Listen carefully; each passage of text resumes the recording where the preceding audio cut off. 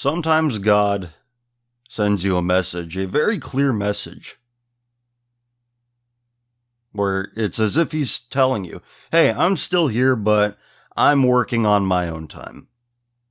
I'm not working on human time. Human time is stupid. This comes from the BBC. Gonorrhea could become untreatable. God is good. God is good. Gonorrhea could become an untreatable disease, England's chief medical officer has warned. Dame Sally Davies has written to all of GPs and pharmacies to ensure they are prescribing the correct drugs after the rise of super gonorrhea in Leeds. Her warning comes after concerns were raised that some patients were not getting both of the antibiotics needed to clear the infection. Sexual health doctors said gonorrhea was rapidly developing resistance. A highly drug-resistant strain of gonorrhea was detected in the north of England in March. That strain is able to shrug off the antibiotic. Again, I'm not going to try to pronounce these names that I've never seen before, the names of these medicines. And it's normally used alongside another drug. Again, you can look at this yourself. Articles below. In her letter, the chief medical officer said gonorrhea is at risk of becoming an untreatable disease due to the continuing emergence of antimicrobial resistance. Soaring cases. But while an injection of these drugs and a pill are supposed to be used in combination, this may not always be the case for all patients. Earlier this year, the British Association for Sexual Health and HIV, the acronym is BASH with 2 H's, warned that some online pharmacies were offering only oral medication. I'll bash in your paused guts. Give me them guts.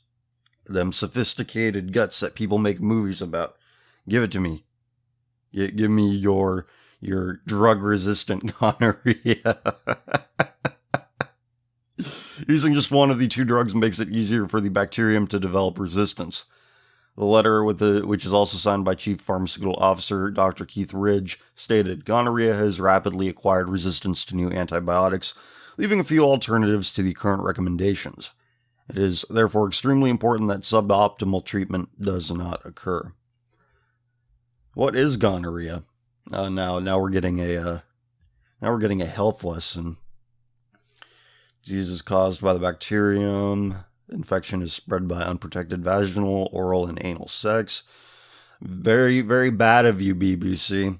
It can happen to anybody. Why you got to bring anal into it?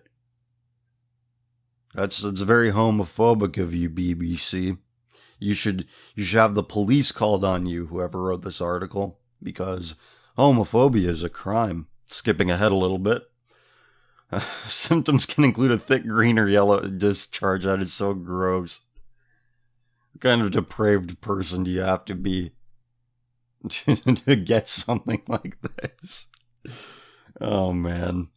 Gonorrhea is the second most commonly sexually transmitted infection in England, and cases are soaring. The number of injections increased by 19% from 29,419 in 2013 to 34,958 the following year. Dr. Jan Clark, the president of BASH, told the BBC News website, "We're really pleased that the chief medical officer has stressed that gonorrhea needs this approach to treatment due to the rapid development of resistance. We need to protect what we've got, and we need to encourage pharmacists and general practitioners to follow first-line treatment." Dr. Andrew Lee from Public Health England added, "Investigations are ongoing into a number of cases of antimicrobial-resistant gonorrhea. Public Health England will continue to monitor and act on the spread of antimicrobial resistance and potential gonorrhea treatment failures to make sure they are identified and managed promptly." What we can learn from this is that humans can outrun God for some of the time. He might let us get away some of the time. He might let us think that we're smart and we can reverse engineer every problem we create for ourselves and turn it into a virtue. Very keen on doing that. But the more we run away from God, the more we try to cover our own tracks, the worse it will be in the end. Drug-resistant gonorrhea. You're gonna have what was the color they described? Thick green or yellow discharge from sexual organs. See, look, all you have to do is be obedient. We're the only creature that rebels against God's will. We are the only creatures that are arrogant enough to believe that we are smarter than God. I've brought this up before, but I just think it is perfect. The bit that Bill Cosby did, and I know that some of you might not like to hear that, but you know what? He is guilty of sin, but he is not guilty of rape. I think that is a very, very serious accusation, and I'm glad that he is suing those who have accused him. I know what it's like to be accused of shit I didn't do, but Bill Cosby puts it in perspective. But anyway, he said it was on one of his albums that I actually have on vinyl. It was given to me by my grandpa some years ago. And he says about children, if you are a parent, you tell them not to do something, they do it. You ask them why they did that thing you told them not to do, and they say, I don't know. And he finds the answer for why this is in the Bible, in Genesis, the story of Adam and Eve. God says, here's paradise, but do not do this one thing. Don't do it. What do? They do it. So children test our patience, like Adam and Eve tested God's patience in the garden. And then Cosby goes on to say, all these things humans invent, the automobile, the refrigerator, the whatever. It's amazing, revolutionary. All of these words we use to describe our inventions. These things, these creations we think are so great. In this case, antibiotics. Well, Bill Cosby says the car breaks down, the refrigerator stops working, and in the year 2015, the antibiotics stop doing what they're supposed to be doing. God makes a tree and it's good. God doesn't need to tell a tree to grow. Doesn't need a fish to swim. But humans, hey, don't do that. Don't do that. We still do it. And that is why in part we have children. To know what it's like to have our patience tested. So that we may feel how God feels about us in some very, very minor way, relatively insignificant way. More acts of God, maybe, we'll find out. And this is right underneath the gonorrhea story on Drudge Report. From the local.de. Man dies after condom machine explosion. A young man from central Germany died in tragic circumstances on Christmas Eve after blowing up a condom machine with a homemade bomb. He's like, I'm horny, but I don't want to have babies. Or, never mind. The 29-year-old from Munster was hit by a steel shard from the condom dispenser, which was positioned on a quiet street, local police disclosed on Monday. What is a condom dispenser doing on a quiet street? Along with two friends aged 27 and 29, the man had attached a homemade explosive device to the machine in an apparent attempt to get at the goods and money inside. But he was unable to make it to safety in time, with the door of his car still open as the device detonated. The shard of metal then struck him in the head, leaving him unconscious. His two accomplices took the man to hospital, but he died of his wounds shortly afterwards. At first, the men claimed their friend had injured himself after falling down the stairs, before one later admitted to the connection to the exploded machine. Police confirmed that the men did not take the money or condoms, which had been set loose by the explosion. After being alerted by local residents, Officers found the contents of the machine scattered on the street in front of it. The 2 survivors of the incident were arrested before later being released from custody. Well, no big loss. Nothing to be said other than stupid. Stupid fuck. Oh, Amazon pushing cow dung patties in India. Cow dung patties selling like hotcakes online in India. And there's a woman's, I think it's a woman's hand. It's kind of hard to tell given the picture showing them encrusted in cow shit. That's great. That's just great. All right, let's read. Like consumers around the globe, Indians are flocking to the online marketplace in droves these days. But there's one unusual item flying off the virtual shelves. Online retailers say cow dung patties are selling like hotcakes. The patties, cow poop mixed with hay and dried in the sun, made mainly by women in rural areas and used to fuel fires, have long been available in India's villages. But online retailers, including Amazon and eBay, are now reaching out to the country's ever-increasing urban population, feeding into the desire of older city folks to harken back to their childhood in the village. Man, how good we have it. that we yearn for the video games and TV shows of our childhoods. These people, they yearn for the smell of cow shit.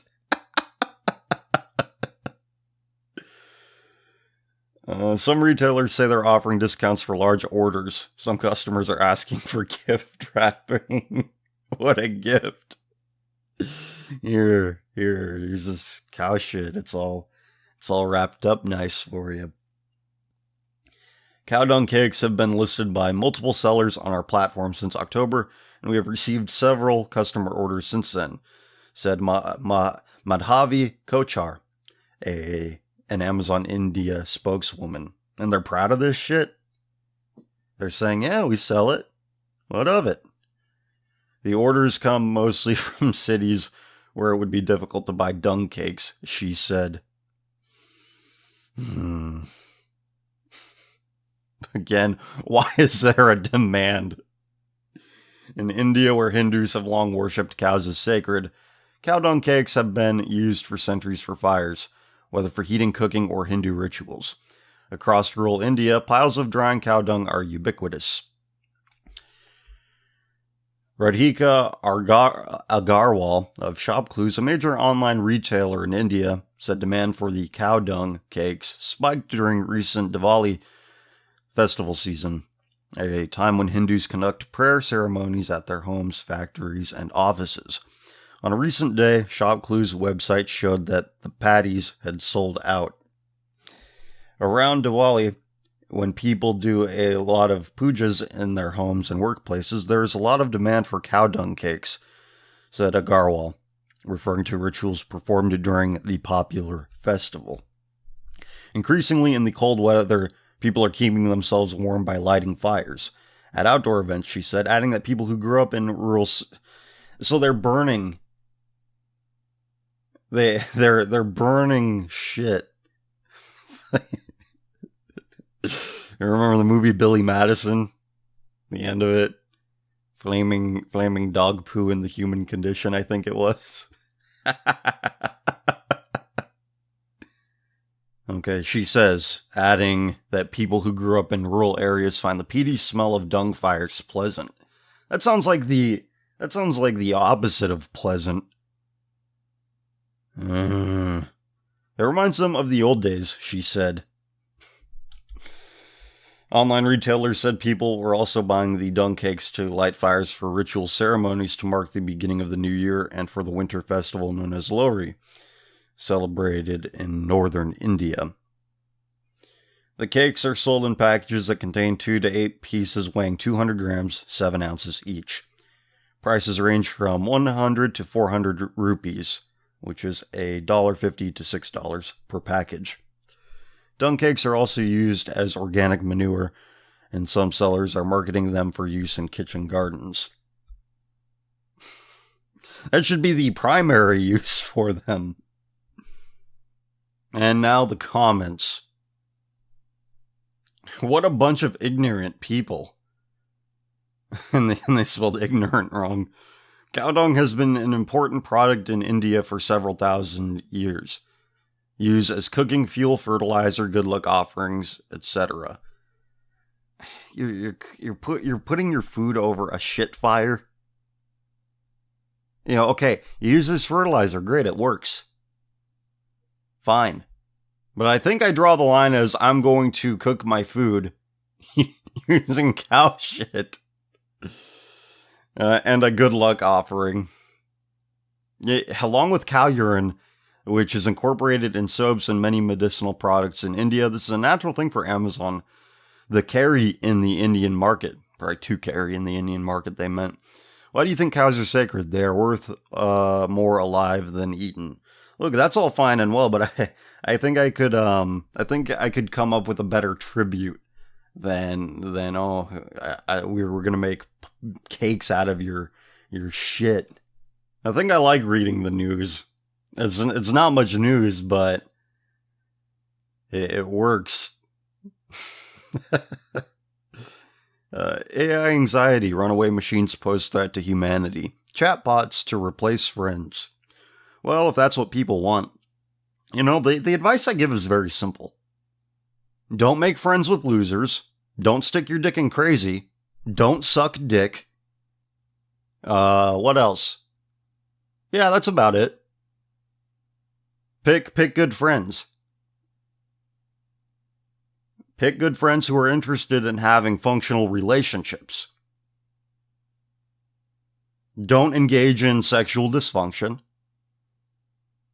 And there you go. That puts you above 95% of people. Failure to avoid the things I just mentioned creates a similar percentage of the world's problems. I have received countless emails from real people bearing their souls to me, informing me of their mistakes and asking, you know, what they ask me, what should I do about it? And I don't record these.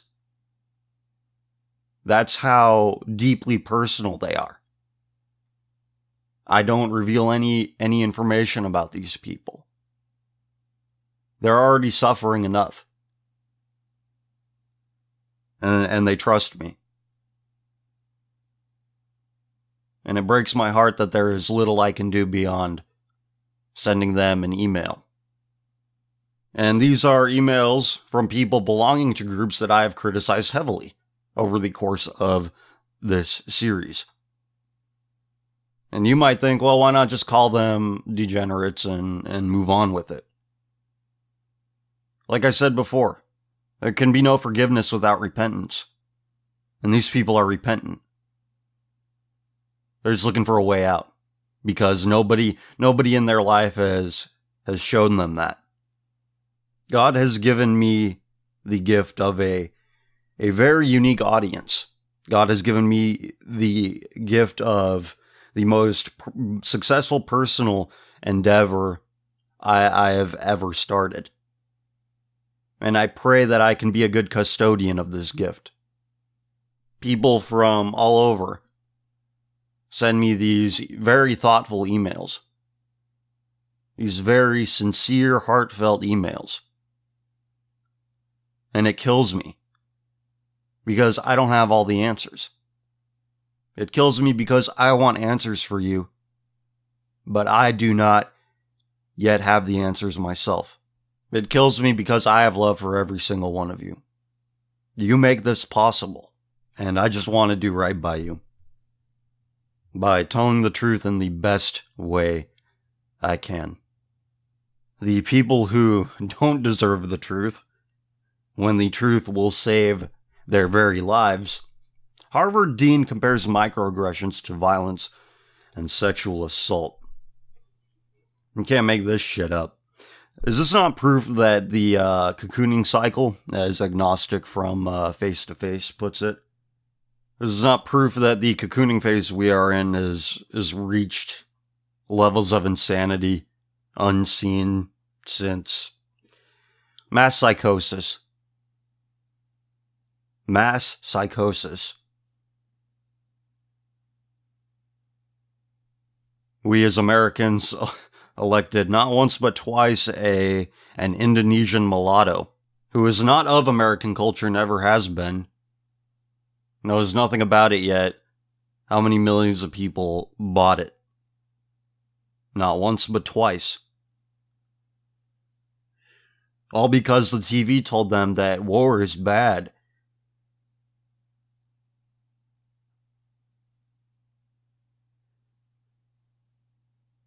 When, again, no one gave a fuck about foreign policy before Iraq. And nobody has given a fuck since. This tells you that mass manipulation is one of the easiest things you can do. And the similarities between 2007 Obama and 2015 Trump are disturbing. I've seen this story before and it doesn't end well.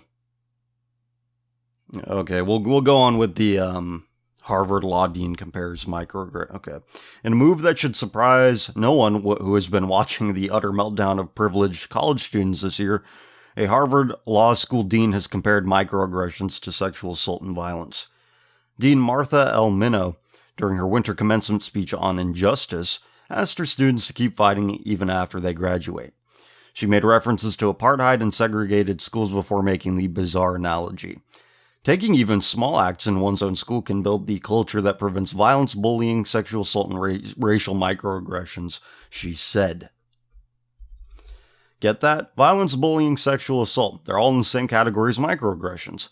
Microaggressions, for those who have been lucky enough to miss the outcries of the past year, are words and phrases that offend someone with delicate sensitivities, even when the speaker meant no harm. I've been hearing about microaggressions for longer than the last 11 months, but whatever. I suppose it has reached its peak this year.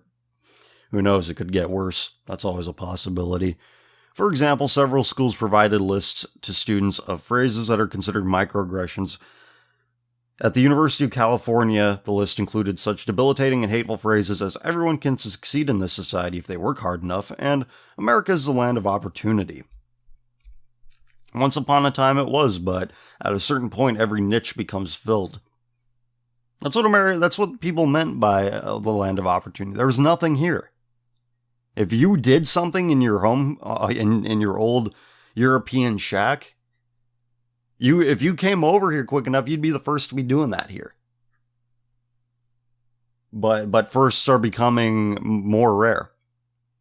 Are there any firsts anymore? I don't know.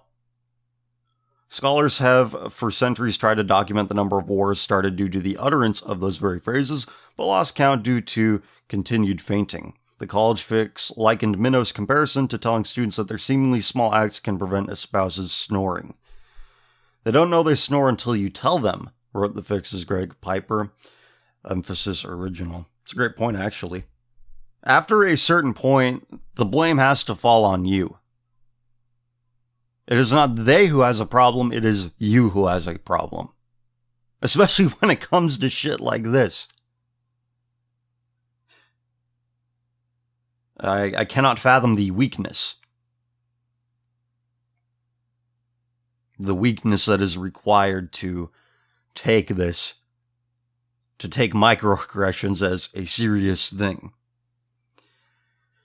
And Dean Minow knows something about racism and oppression on college campuses. At Harvard this year and every year, precious students were subjected to college leaders with the title of master, and a seal dedicated to a family who owned slaves back when it was sort of culturally acceptable. These students were also forced to witness the photos of black Harvard professors with black tape over their faces. It's a wonder these students are still standing. As for the black tape incident, the school is investigating it as a hate crime, but at least one black professor isn't convinced. Professor Randall Kennedy isn't jumping on the racism bandwagon, believing there are any number of reasons for the tape, including a hoax meant to look like a racial insult in order to provoke a crisis. Oh, hey, what you doing?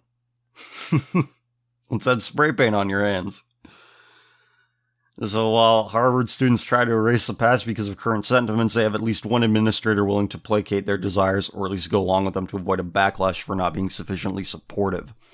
Does Dean Minow believe microaggressions, which are merely words that are often not intended to harm anyone, are the same as physical violence? It is because they've never experienced physical violence. They don't know what it's like to be punched in the face. It's very hard to trust somebody who hasn't been punched in the face or shoved. Or, and this is my own theory, has violence and sexual assault become so meaningless on campus that they have been devalued? Yes. Stay with me here. We've seen in recent years the devaluing of violence and sexual assault. When words can be violence, even without any incitement or physical harm, physical violence loses meaning. And when schools adjudicate sexual assault as a disciplinary matter, like cheating or plagiarism, and avoid involving trained law professionals at all costs, then sexual assault is no longer the heinous crime it once was. Either way, Minow's words are troubling and do not bode well for the future of college students and those who will have to work with them. And that article came from Ash Show, I believe is the last name, from the Washington Examiner. I think we should all rejoice at the fact that universities seem hell-bent on throwing away any legitimacy they've built up. How they're harming themselves is obvious. Even the most average, uncurious person will hear about microaggressions and think that's fucking stupid. How am I supposed to take that seriously? I'll give them that much credit. But I think another way that that academia will be hurt in the long run is through the current concern about concussions in football. I got to experience not too long ago what a college football game day looks like in a town that takes their college football at least semi-seriously. As you know, or may not know, I was in Idaho back in October.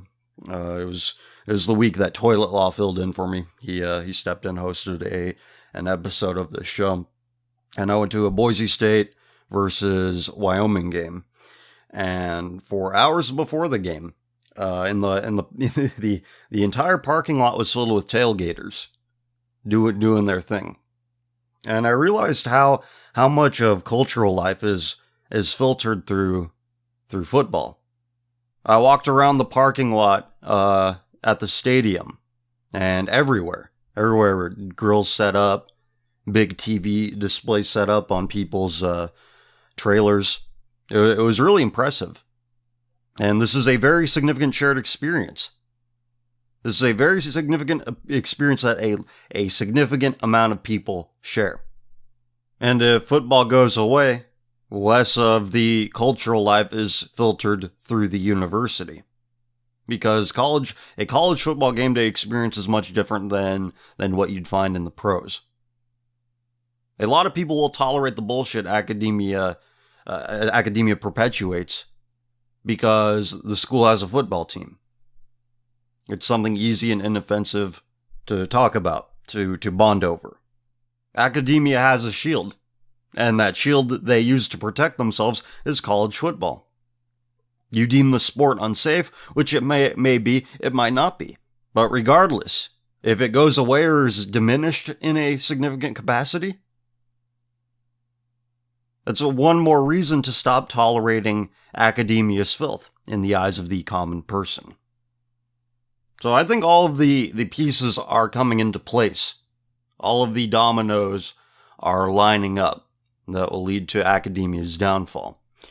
It's just a matter of which one of us wants to set the first one in motion. Anyway, yeah, I saw the movie Concussion last night. Will Smith plays the doctor who discovers this brain condition that that is common apparently in a lot of former professional football players. And also Mike O'Malley was in the movie. You might know him if you are of my age from Nickelodeon Guts. Now, you put Mike O'Malley and Will Smith in the same movie, and you don't have them shouting at each other for 2 hours. Spill your guts and welcome to Earth over and over again. I have way better ideas. Somebody should hire me. But apparently no one wants to make any money. So here I am with all these $1 million ideas. I've had a few $100,000 ideas. I know that much. One of them came from reading R9K one time. This was a couple years ago, and they're all bitching about going to the movies alone and how they feel insecure about it. And I thought, well, why not make an app, Movie Buddy? You go into a movie alone, see which movie buddies are going to the movie at the showtime you're going to, and you can go together. That's at least $100,000 idea. So if you want to put that into motion, there you go. I just made you a comfortable salary for at least a year. But yeah, Will Smith played Bennett Omalu, and I looked him up. He's an impressive guy. I believe he's from the Igbo tribe. Says here he holds 8 advanced degrees and board certifications, later receiving fellowships in pathology and neuropathology through the University of Pittsburgh in 2000 and 2002 respectively, and masters in public health and epidemiology from University of Pittsburgh Graduate School of Public Health, and a master's in business administration from Tepper School of Business at Carnegie Mellon at University in 2008. So very impressive all around, and the movie was okay. I was actually pretty happy with the fact that it had a lot of overt Christian imagery, and none of it was done for blasphemous purposes. So I'm gonna do emails now. I'm not quite sure where I left off, but we'll check it out. All right, first up, ACF watches video interviewing brand Nubian rapper Lord Jamar. He's an old school rapper, nowadays more of a culture critic for black people. Here's responding to accusations of slut-shaming by a porn star. His response is pretty interesting. The first 5 minutes is gold. Let me know what you think. Here's a link. I paused to watch this. Stopped recording to watch this, and I thought it would... Great. Sounded like something I would say on the show. Sounds like some things that I have said. And the interviewer's asking him about, what do you think of this porn star who said this about you? And this porn star says, he's slut-shaming. He's afraid of girls who take care of their own sexuality. I fucked 3 guys at once. He fucks 3 girls, or something like that. Well, how are we different? And notice that word she used, take control of her sexuality. She's a fucking porn star. She has lost complete control of her sexuality. She's damaged. And she says, I'm in control. You're getting fucked on camera for money.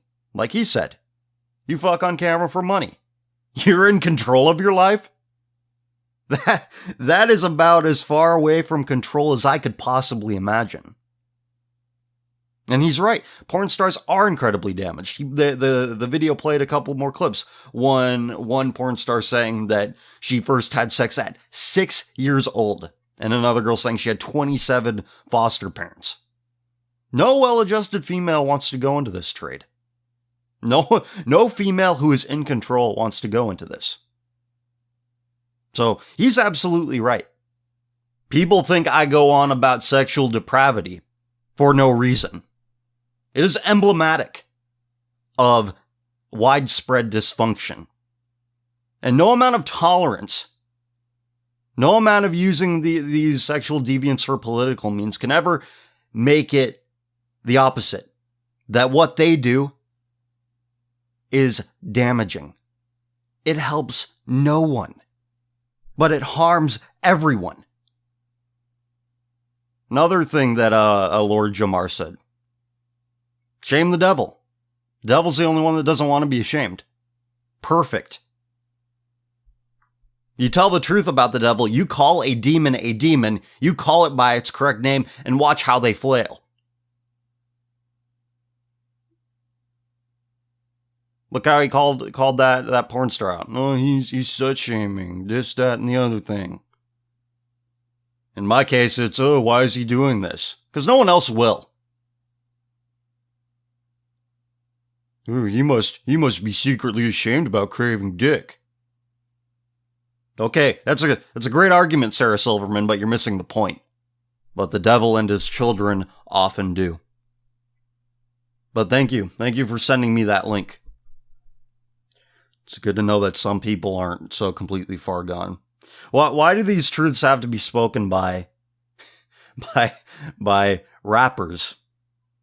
But people listen then? It shouldn't have to get to that point. Not disparaging him or his career path. I'm disparaging the people that are like, yeah, that's true. They should come to that conclusion before he says it.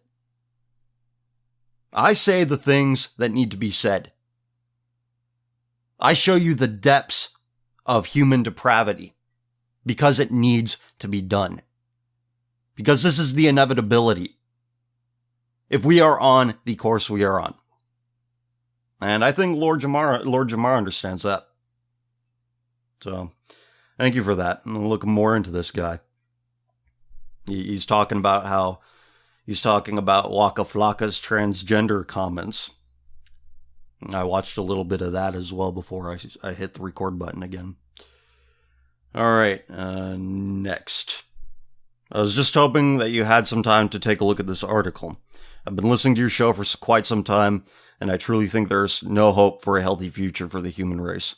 People like you, me, and many others that actually have a sane mindset are basically talking to a wall made of ignorance and stupidity.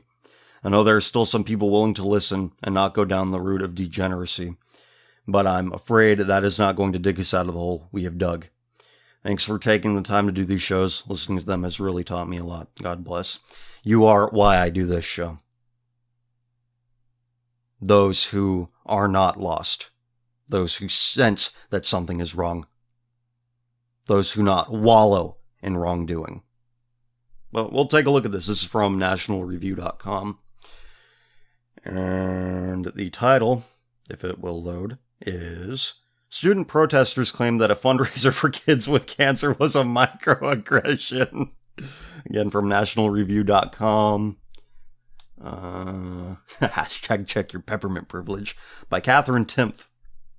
December 11th, 2015. Student activists at the University of Kansas are claiming that a sorority selling candy canes to benefit children with cancer at the same time as one of the activists' protest was a racist microaggression against them.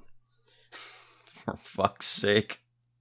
According to Twitter, the Delta Delta Delta sorority was selling the candy when a student activist group and Improve the Racial Climate on Campus group, which calls itself Rock Chalk Invisible Hawk, came up and demanded that the members abandon the fundraiser and join them if they really wanted to do something to help others. My grievance mongering means much more than saving the lives of innocent children. Now, to be fair, the protesters did clarify they did not object to helping kids with cancer. It was just the fact that they donated themselves. It was just the fact that they donated themselves should have been enough for the Tri-Delts to stop the fundraiser and join their protest. Instead, fuck you. We don't oppose it, but we oppose it. Of course, it would seem to me that even if the protesters did donate, they have totally been able to understand why the sorority members would want to stay where they were and get even more donations. After all, aren't kids with cancer important to help? Apparently, the fact that these women seem to think helping the terminally ill kids was more important than stopping to join the protest was exactly what the activists considered so unacceptable. and somebody tweets, KU Tri-Delta cares more about philanthropy than hashtag Black Lives Matter, hashtag Rock Chalk Invisible Hawk. Keep doing it, universities, please. It is a pleasure to watch. The sorority posted a statement on its Twitter account clarifying that their intention was solely to raise money for kids suffering from cancer and not to take away from the issue of oppression of marginalized groups or to appear racially insensitive. The dispute gained media attention after being reported on by Campus Reform. They should have just doubled down and said, kids with cancer, saving their lives is more important than your grievance mongering. So, fuck off. Fuck off. What's that, Mom, Jed? Why my email's so slow, I don't understand. Alright, next. From Uncucked Europe with Love. Alright, take a look. Next up, hello CF, I'm a long-time listener and I honestly think that your content has been getting better as time went on, especially the Tumblrista series. I'm glad you share my sentiment, because it's either you're getting better or you're getting worse. And I think stuff like this is like a muscle. You work it out more, it gets stronger. It becomes more efficient. Anyway, I'm a young lad in my early 20s and I come from a Slavic country. Right now I study languages because we don't have enough personnel in that field. I'm doing great so far. But even if I'd end up in the teaching profession, I don't need a lot of money because me and my family grow our own food and mostly live off the land. Sounds good? Though our politicians are mostly former commies, the people still aren't afraid to have their voice heard, especially when the EU, aka CUCU, tries to undermine our sovereignty. Speaking of which, the CUCU is thinking of forming an army which will be deployed and to help out any member state with or without their permission. What do you think of this blatant disregard of every nation's sovereignty? And do you think that the eastern part of the EU will manage to fight against it? Also, there was a study published recently which shows a recent surge in being religious among the youth. 35% go to mass regularly, compared to 27% if we take into account the general population. Almost 50% pray to God every day, compared to 37% in the general population. The figures remain mostly constant, even when education level is taken into account, with the least religious youth being males with high school level education, and the most religious being females with university level education. But I think the difference is only around 2%. The only thing I hope is that this will translate into higher birth rates, because in 2004, 9 years after the war for our independence, the birth rate just plummeted suddenly, and fertility rate fell from a sustainable 2.1 to just around 1.4. Though both have been slowly rising. Yeah, 2.1 is a steady, sustainable growth. 1.4, you got two parents, you'd have two kids to replace it. I plan on having 3 children, even though my reason is kind of petty, because according to my calculations, if I have at least 3 kids, my last name will be the predominant one in my village. However, I don't think that I will forsake my responsibility of being a father and husband. No, of course not. Of course not. It's interesting, though, that that you take that into consideration. I haven't heard of that. That must be a unique cultural quirk that is exclusive to your area of the world. Now, for something less serious, I think I remember you saying something about playing music in your youth, but I might be remembering wrong. You were remembering correctly. I have, or I did. Anyway, I wanted to ask you, if you play music, did play music in the past, what do you still play or compose music now? Or do you still play or compose music now? It's only 1 o'clock in the afternoon, and I'm already getting fatigued. My eyes are getting fatigued. I usually record these episodes at night, but anyway, that doesn't matter. Okay. What genres of music do you listen to nowadays? I play keyboards, with the harpsichord being my favorite instrument. Unfortunately, I don't have easy access to it, but I hope that I will one day be able to afford my own, so I can play it whenever I want, and maybe even teach my future wife and children how to play it as well. Mostly listen to European art music, especially from the Baroque and Romantic period. And I also listen to a lot of metal, which I always felt had something more to it. Don't get me wrong, just like all other forms of music, most metal is crap, but quality releases speak to my soul in a similar way classical music does. I hope you're doing great as well. I know that the West has a lot of problems right now, but as you've always said, life is a struggle, and the reason why it's so decadent right now is because people take their cushy lives for granted. God bless. Well, thank you very much for this wonderful email. Regarding the EU violating your sovereignty, this is not something I talk about very much, but I'm very much opposed to any globalist union forcing its will upon the nation, especially a place with more nationalistic impulses, one that isn't hell-bent on betraying its own. And they'll probably do it under the guise of, well, you guys don't treat gays very much, so we're going to blow you up. I swear to God, if World War III starts because America gets pissed off or Europe gets pissed off about gay rights being violated somewhere, I mean, you know what? It already has happened. Because fuck hate. That wonderful organization that promotes tolerance and equality, great things like that, sending homosexual propaganda to however many thousands of Russian school kids they were going to send it to, coloring books saying Misha and his two moms. I think that was the title of it. And they said if this reaches some number of signatures, we'll send over these coloring books to Russia during the Olympics because they don't like the gays. That to me is an act of warfare. That is war. That is Western aggression. And these are the people I'm supposed to express loyalty towards. I'm supposed to have loyalty for these people. Fucking unbelievable.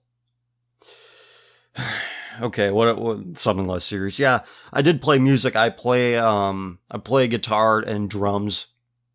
Those are the two instruments I am best at. But I haven't played music in a long time. I stopped that because it was just I've explained this before, so I'll explain it again because it's not something I bring up too often. A big part of why I stopped playing music is because you have to associate and make friends with very terrible people. The entertainment business is full of the worst people, and those are the gatekeepers of it. The people on the lower levels of it, the ones doing the work, the musicians, generally not good people. So now all of my artistic impulses are given to this microphone. I pour every little bit of it into this microphone, which goes into the interface, which goes into the computer. That is how I get my artistic impulses out. Not autistic impulses, artistic. Though you would argue that they have some significant overlap. But as for the music I listen to, as I get older, I find myself less passionate about consuming music. There was a time not too long ago that I would listen to new bands every day. I was very passionate about it, but these days I listen to Cheap Trick, Macross 8299, and that's about it. Those seem to be the only musical acts that burrow into the right parts of my brain. I think Cheap Trick has the greatest songbook of any American band. Next. Hello, Common Filth. I first wish to thank you for your content. It's really good stuff, so thank you. Well, the biggest thanks will always come from me. Any words I could express would obscure how deeply thankful I am for people like you. So, thank you. Thank you. Now on to my question. Apparently it was World AIDS Day recently. Yes, I got many reminders of that. And in my country of residence, some of the trains were plastered with posters and people which were probably supposed to inform people and increase awareness. It's another thing that Bill Whittle brought up, and I'm referencing the interview he did with Stefan Molyneux. They're talking about how these people who engage in these blanket World Day and refugees welcome and all this stuff, they're addicted to the high that they get from this altruism. They don't consider the implications or impact their feel-good bullshit has on other people. And it doesn't really matter to them. But anyway, while I know such organizations are always left as heck, I don't mind the premise. I don't find the premise offensive. If awful degenerates will, at the very least, try and prevent themselves from getting paused, that's all right. What shocked me, though, were the posters, one in particular. Actually, you know what? I'm going to address that. If you live a clean life, if you do it the right way, you don't have to worry about HIV or AIDS. It just doesn't happen. Normal people just don't get it. People who behave how they should behave don't get it. It's not like there's AIDS-related accidents all the time. There has to be a long series of fuck-ups in order for you to get that disease. But anyway, it said something along the lines of this. Your date has AIDS or HIV. What do? Keep the compliments coming. And those are quotes. I know you frequently talk about such things, but I still wonder why leftists feel the need to not just inform. Instead, they have to try and normalize such things. Well, that is the inevitability of any liberal civilization. That is the inevitability of liberalism. Because that falls in line with their breeding strategy, which is spray and pray. They are smart enough to realize that there are a lot of derelicts out there. There are a lot of big big, fat pieces of shit out there. Get them all under one banner by making some bullshit emotional appeal, and there you go. All of these bullshit emotional appeals. And it works. That is the inevitability of European liberal civilization. Oh, you're an AIDS-infested fuck-up? That's okay. Pat on the head. Pat on the head. What, you want to have sex with somebody because they have HIV? What are you, some serophobic bigot? I think that's a thing. Serophobia. S-E-R-O phobia. And the answer is yes, it is a thing. This is from stopserophobia.org. Wow. Wow, just wow. There you go. You got that one out of me. You know what? I kind of agree with this, and I will read. Hold on. I'll read it. This is what they say. Serophobia is a manifestation of fear and aversion by certain people towards people living with HIV. Like homophobia, it manifests itself through acts of exclusion or discrimination, whether implicit or explicit. Like I said, you have to be doing some severe wrong to be worried about getting HIV. So what they're saying is, oh, you lead this terrible lifestyle of serial sodomy and needle exchange? Sharing needles with sodomites? You're just serophobic. Nothing bad's gonna happen to you. It doesn't happen all the time. Just, most. Cough, cough.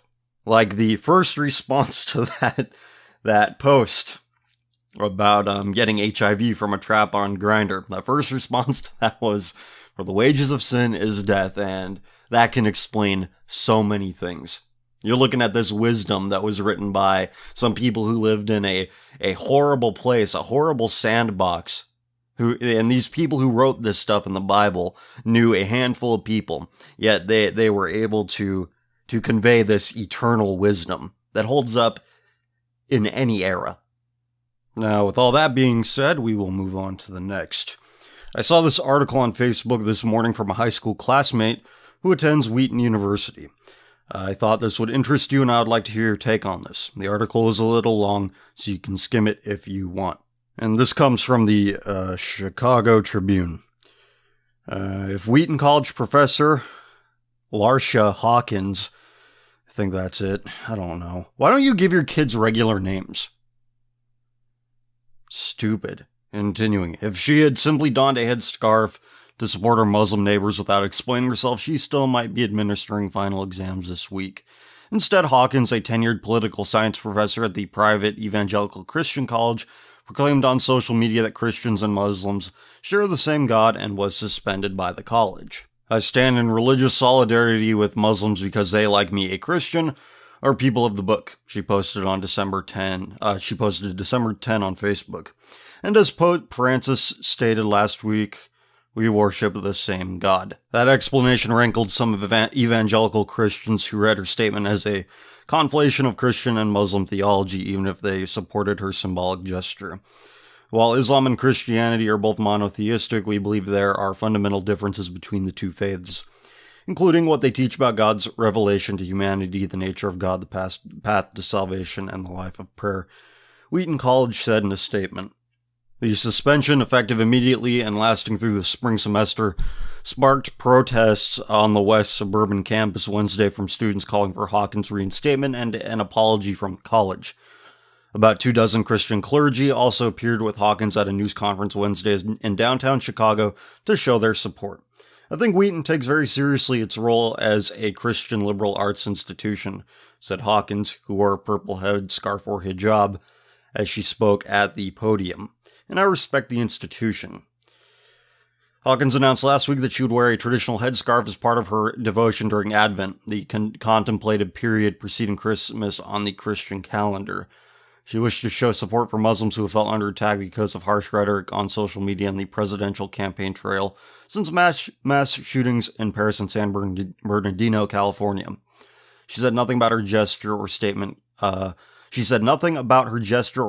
contradicted the college's statement of faith, which all instructors must sign, and she reaffirmed Wednesday. The statement outlines 12 evangelical beliefs, including the literal truth of the Bible, the necessity to be born again in the Holy Spirit, the imminence of the second coming, and the bodily resurrection of the dead. Wheaton College faculty and staff make a commitment to accept and model our institution's faith foundations with integrity, compassion, and theological clarity, the college said in a statement. As they participate in various causes, it is essential that faculty and staff engage in and speak about public issues in ways that faithfully represent the college's evangelical statement of faith. Protesters on Wednesday, more college protests, great, that's what we need, insisted that Hawkins had remained faithful to the college's 12 core beliefs. Dozens gathered on the front steps of the college's administration building to deliver a letter to President Philip Ryken and Provost Stan Jones, demanding Hawkins' reinstatement.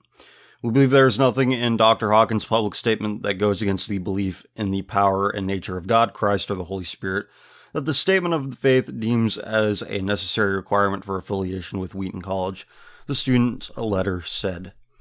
Dr. Hawkins is an essential part of the community here, said Wyatt Harms, a senior political science major, who has taken several of Hawkins' classes.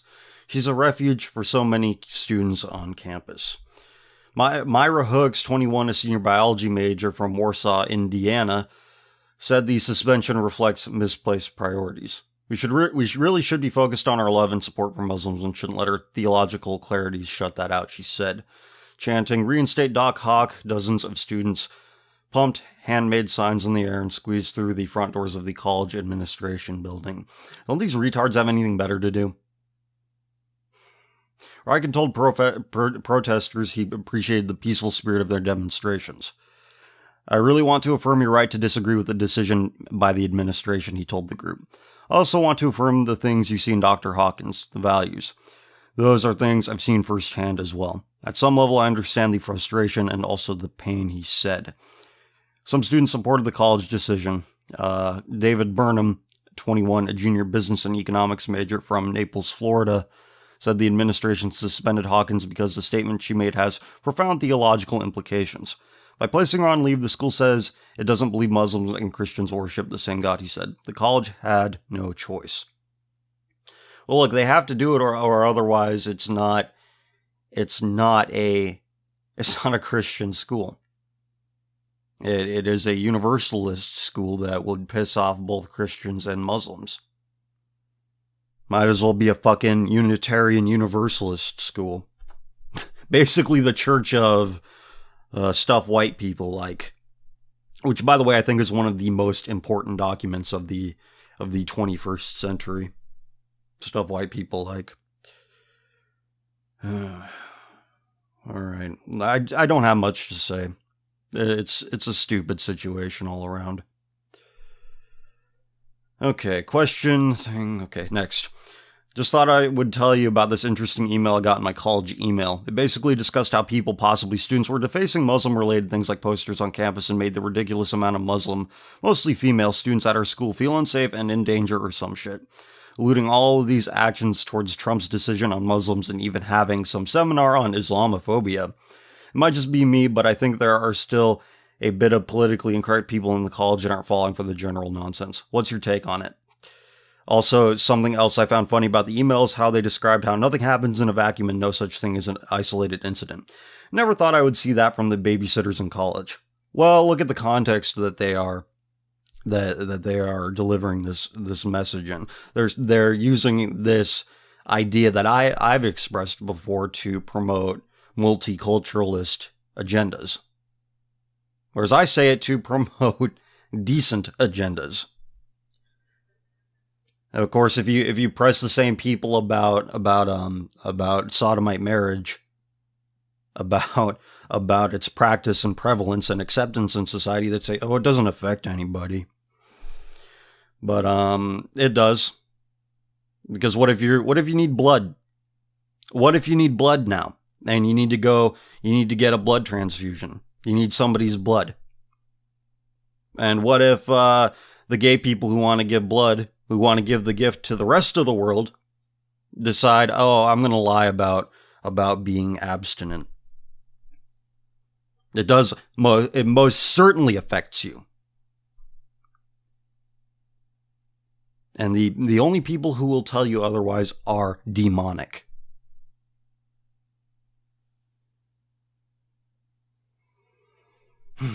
Next. This is a long email. I'm just going to read it. I don't know if I'm going to have much to say on this subject. It's me again. Thank you for answering my previous email. I really appreciate it and the enlightening shows you do every week. Anyway, I'm not sure if you've talked about this before or if someone has already asked already, but what do you think of the people in leadership of North Korea? As you may know, in almost every documentary or video showing North Korea on the inside, the people appear to be very patriotic and have pride for their country, leaders, race, and Juche ideology. Or is it Juche? I don't know. Ideology, which serves as the cornerstone of the government and Workers' Party decisions. The fundamental beliefs of Juche express economic self-sufficiency, military self-reliance, and an independent foreign policy. It may appear as arrogant, but given that Korea was brutally colonized by the Japanese from 1910 to 1945. In this occupation, Korean culture was heavily assimilated and many Koreans were forced to adopt Japanese names. During the Second World War, their men were conscripted for the Japanese military and their women were forced to engage in sexual services for the Japanese forces as comfort women. This, along with the vicious civil war from 1950 to 1953, which is commonly regarded as a successful defense from American imperialism, overcoming savage occupation and a devastating war, led to this sense of pride we usually see as narcissism.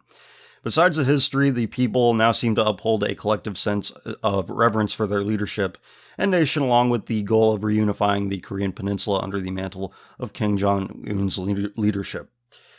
Service in the North Korean army is compulsory for almost all men for at least 10 years, which instills discipline, honor, and loyalty into their young men. Television, literature, radio, and other forms of media are all regulated by the state, contrary to pop culture poison and internet degeneracy we're subjected to. Many shows, movies, and music glorify Korean culture and display their revolutionary history and lofty virtues. Also, their internet is on a localized network, cutting off any outside influence. Obviously, North Korea is far from perfect. Their economy has been inferior to their southern neighbor since the 1980s and was severely damaged by the collapse of the Soviet Union when Russian aid was halted and the Chinese could not afford the demands for food aid to the north. Also, the notorious cult of personality around the Kim dynasty, and although the freedom of religion is guaranteed by their constitution, the nation is largely atheist with 1.7% considered Christian, and most notably, the use of forced labor camps to those who oppose the state and forcing them and 3 generations of their family to work in coal mines until death is truly wicked. Anyway, your thoughts on this would be greatly appreciated, and please keep doing God's work. By the way, what do you think of vaping? It seems like smoking gets progressively less cool as we find new alternatives to it. Which, by the way, it's probably just as bad for you as smoking tobacco or pretty much inhaling anything that isn't air. But thank you for sharing some of your knowledge on North Korea. Again, I don't talk much about this kind of stuff. I'm interested in American culture, what Americans think, because I belong to it. I belong to nothing else. I am interested in why people are the way they are here. They are a fascinating and unique people, and their leadership I would define as quirky, at least from the outside. I remember it's almost 3 years ago at this point, everybody was freaked out about how North Korea was gonna nuke everyone. Oh, that was a good time. And the North Koreans were just having a laugh. They played a big trick on all of us. And that does it for emails. And that does it for the episode 69. No episode of Common Filth Extra this week. I forgot to mention that at the beginning of the show. There just was no time to do that. I recorded sometime between this or rather Tumbleristas and this. So I was just not able to find any time to do that. So you could still buy episode 4. It's a good one. And still working on Common Filth Radio, the best of 2015. That will be out, hoping on January 5th. I think it's 5th. And it is. So, yeah, still working on that. And what else? Yeah, that's about it. So, you take care of yourselves. Be good to each other. Talk to you later. Grown, ain't I? The skinny nigga with the fro to the slightly bigger nigga who's a killer with the flow. Went from YouTube beats and SoundCloud, nigga. The only difference now is that I found Twitter. Fuck it, it's struggle rap, man. They never see the trouble that I'm going through. The way I sing, they think I live in bubble wrap. Fuck all that, even though I'm on some poppin' shit. With my niggas as my witness, I'm a nigga who can spit. Don't believe me? Overlooking my potential, I'm that poet to a phone, that poet was to a pencil. My mental is similar to that of a lion, and I'm the king of